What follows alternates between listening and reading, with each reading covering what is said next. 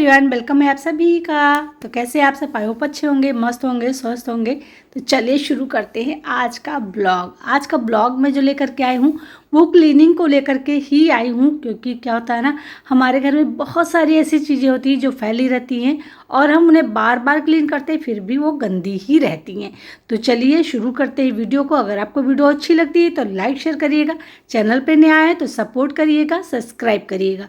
तो चलिए शुरू करते हैं वीडियो को और हम दिखाते हैं कि मैंने क्या ऐसी आदतें अपनी चेंज की जिससे कि हमारा घर रहता है नीट एंड क्लीन। तो आप देख सकते हैं इस तरीके के जो लॉन्ड्री बैग होते हैं अक्सर हम सभी के घर में होते हैं, ये बहुत सारी जगह लेते हैं और ज़रा सा कुछ लगता है तो ये गिर जाते हैं और कपड़े सारे फैल जाते हैं। तो हम इनको अगर ना रखें तो कहीं ज़्यादा अच्छा होता है। कोशिश करें कुछ ऐसा बास्केट रखने का। तो मैंने एक जुगाड़ लगाया। ये इस तरीके के जो बैग आते हैं ना, ये छोटे भी होते हैं और इनमें बहुत सारा स्पेस भी होता है, क्योंकि ये कम जगह में थोड़ा सा स्क्वायर शेप में होते हैं तो कम जगह लेते हैं और अच्छी तरीके से कहीं भी रख दीजिए तो स्टेबल भी रहते हैं। तो मैंने सोचा क्यों ना उस लॉन्ड्री बैग की जगह इसका इस्तेमाल किया जाए, जिससे हमारे कपड़े भी अच्छी तरीके से रख जाएंगे और देखने में कम जगह भी लेगा और अच्छा भी लगेगा। तो देखिए मैंने इसको इस तरीके से यहाँ पे रखा। मैं आपको यहीं पे रख के दिखाती हूँ। वैसे मैं इसको रखती हूँ अपने वॉशरूम के, मतलब जहाँ मैं लॉन्ड्री लगाती हूँ वहाँ पर पास में, तो वहाँ पे स्पेस भी कम है और इसकी वजह से ये कहीं ज़्यादा अच्छा लगता है। अब देखिए जैसे ये हमने कॉर्नर पे रख दिया, अब इसमें हम अपने कपड़े जितने भी निकलते जाएंगे रखते जाएंगे और जब हमें नीड होगी तो हम यहाँ से उठाएंगे और इसको धुल लेंगे। तो ये छोटे छोटे से अगर हम जुगाड़ लगाते हैं ना तो हम बहुत सारे पैसे भी बचा सकते हैं। अब लॉन्ड्री बैग खरीदने की हमें क्या ज़रूरत है, क्योंकि इस तरीके के बैग अक्सर हमारे घर में जब भी हम कपड़ा खरीदते हैं या कभी कोई ऐसी चीज़ खरीदते हैं तो आ ही जाते हैं। अब जैसे डाइनिंग एरिया जो हमारा होता है वो सबसे ज़्यादा गंदा होता है, या फिर लिविंग रूम हमारा सबसे गंदा होता है, क्योंकि यहीं पर बैठकर हम कभी चाय भी पीते हैं, न्यूज़पेपर पढ़ते हैं। तो न्यूज़पेपर को जब भी पढ़ते तो इसी तरीके से टेबल पर छोड़ देते हैं। अभी देखने में बहुत बुरा लगता है, क्योंकि जब भी कोई आएगा तो पहले कितना भी आपने घर को क्लीन कर रखा है उस न्यूज़पेपर पर ही पढ़ेगा।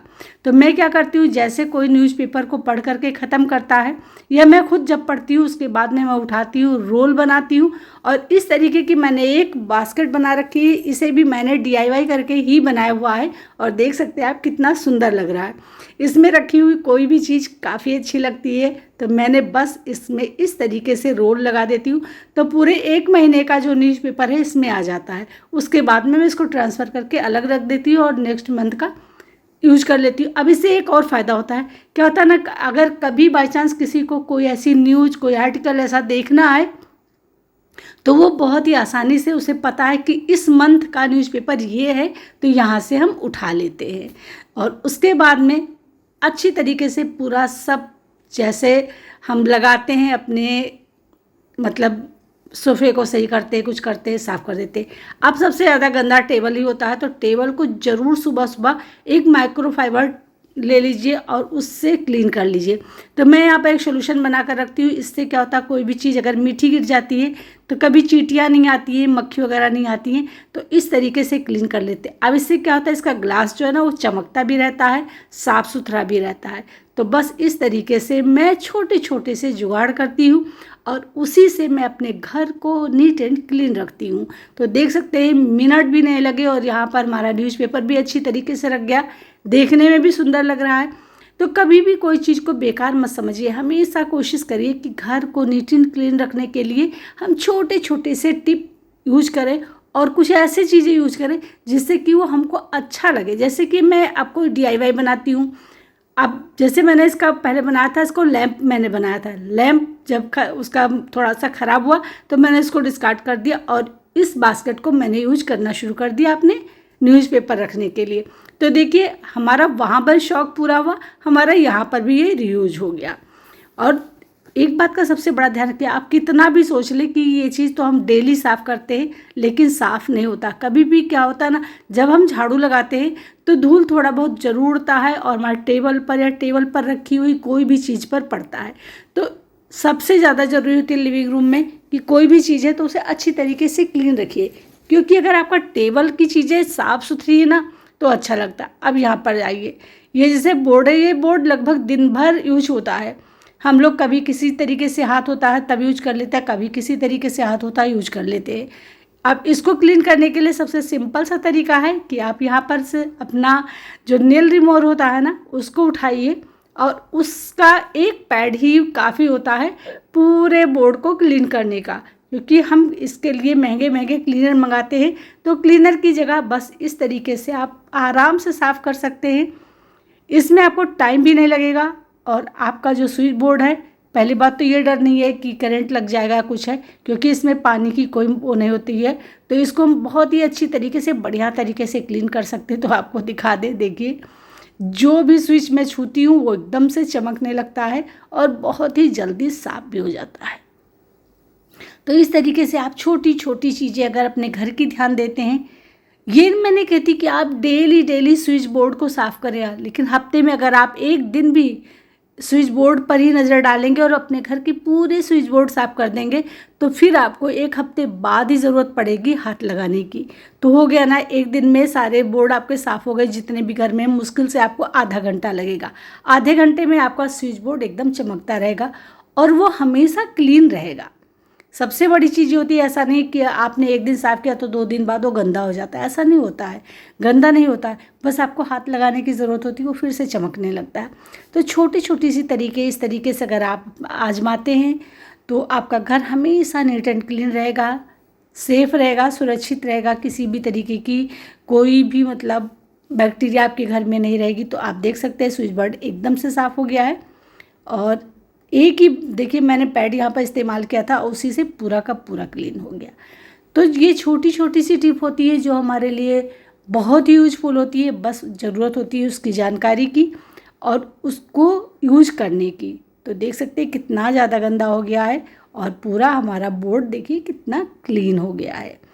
अब बोर्ड पे किसी की नज़र पड़ेगी तो कभी भी उसे ख़राब नहीं लगेगा कि ये गंदा गंदा सा हाथ लगा है। बहुत सारे लोगों के घर में आपने देखा होगा कि आप छूते हैं ना तो घिन लगती है उसको छूने में कि कितना गंदा है। अब मैं क्या करती हूँ, ये वाला जो ब्रश होता है ना, ये वैसे तो कार साफ़ करने के लिए होता है, लेकिन मैं जब भी रोड पर निकलती हूँ और मुझे मिल जाता है तो मैं ले लेती हूँ। क्या होता है ना, इससे बहुत अच्छी क्लीनिंग होती है। तो मैं यहाँ पर जितने भी मेरे ऊपर रखे हुए मतलब जो भी चीज़ें हैं, जैसे मेरा वाईफाई है या इस तरीके की बोर्ड के ऊपर का हिस्सा है या डोर है, इससे बहुत ही अच्छी तरीके से क्लीन होता है। और सबसे बड़ी चीज़, इससे स्क्रैच नहीं पड़ता है। तो मैं यहाँ छोटी छोटी सी टिप अपनाती हूँ जिससे कि मैं घर को जल्दी से जल्दी क्लीन भी कर लेती हूँ, टाइम भी नहीं लगता है और ज़्यादा मेहनत भी नहीं लगती है। अब इसको आप किसी भी तरीके से क्लीन करिए, कुछ भी, चाहे शीशे पे क्लीन करिए या कोई चीज़ ऐसा नहीं जो धूल मिट्टी रह जाए, बहुत अच्छी तरीके से साफ़ हो जाता है। तो मैं यहाँ पर इसी तरीके से अपने पूरे घर की क्लीनिंग कर लेती हूँ और फटाफट से हो भी जाता है। तो पहले मैं भी क्या करती थी, कपड़े उठाती थी, घंटों उसको रगड़ रगड़ कर पोंछती थी, बहुत सारा टाइम हमारा खर्च हुआ था। पता चलता था एक रूम मैंने ले लिया और एक रूम में मैंने आज पूरा का पूरा दिन गुजार दिया। एक रूम साफ़ हुआ, दूसरे रूम को किस दिन साफ़ करेंगे पता नहीं है, और पता चलता था कि दूसरे दिन जो दूसरा रूम साफ़ भी किया तो उसके बाद में वो रूम जो हमने साफ़ किया था वो फिर से गंदा हो गया। तो इस तरीके से अगर आप फटाफट से पूरे घर को क्लीन कर लेते हैं थोड़े थोड़े से जुगाड़ लगा करके, तो घर आपका हमेशा चमकता रहेगा। अब देखिए एक ब्रश से मैंने सारी चीज़ें साफ़ कर ली और कितनी जल्दी साफ़ भी हो गई हैं। बिल्कुल टाइम नहीं लगता है, धूल बिल्कुल नहीं रहता, एकदम से हट जाता। तो जब भी आप जाए ना मार्केट और अगर ये ब्रश आपको मिल जाए ना तो ज़रूर ले लीजिए। देखिए कितनी सारी गंदगी लग गई ना धूल। अब इसको क्या करना है, पानी में जाइए, डिप करिए और निकाल करके टांग दीजिए, सूख जाए। तो इसको धुलने में भी मेहनत नहीं लगती है और हमारा घर भी पूरा का पूरा बहुत जल्दी क्लीन हो गया। तो देख सकते हैं आप किस तरीके से मैं छोटी छोटी सी टिप अपनाती हूँ। आप जैसे ये देखिए, इस ट्रे में मैं रखती थी पहले अपने ऑयल और घी वगैरह जो कुछ था वो। अब ये बहुत सारी जगह ले लेती है। और दूसरी चीज़ होती है, जब भी हम तेल या घी निकालते हैं तो इस ट्रे में भी लगता ज़रूर है। अब इसकी वजह से इसको खिसकाना हटाना, तो मैंने क्या किया, यहाँ पर देखिए ये मेरे पास एक डिब्बा रखा था, देखा मैंने, इसका कंडीशन भी बहुत अच्छा है और ये काफ़ी हार्ड है। तो बस क्या किया, यहाँ पर मैंने 2 प्लेट्स रखे छोटे छोटे से, जिससे कि ये गंदा भी ना हो और इस तरीके से कम स्पेस में मैंने देखिए कितनी अच्छी तरीके से रख दिया। अब इतनी बड़ी ट्रे रखने की क्या ज़रूरत है जब इतने छोटे से डिब्बे में ही आ गया। अब यहाँ पर मैं फिटकरी रखे हुए, क्यों फिटकरी रखी हूँ ये भी बताती हूँ। अगर आपके घर में कहीं पर चींटी बहुत ज़्यादा आ रही हैं तो आपको करना क्या है, यहाँ पर लेना है फिटकरी और फिटकरी को इस तरीके से रख देना है। आप देखोगे थोड़ी देर में जो चींटियाँ अपना रास्ता बदल देंगी और धीरे धीरे वहाँ से गायब हो जाएंगी। तो ये बहुत ही कमाल की टिप मुझे लगी। और जब भी आपको इस तरीके से चेंज करना हो तो देखिए ये हटाइए, इसका जो नीचे की प्लेट है उसको क्लीन कर लीजिए। तो कैसी लगी आज की वीडियो ज़रूर कमेंट करके बताइए।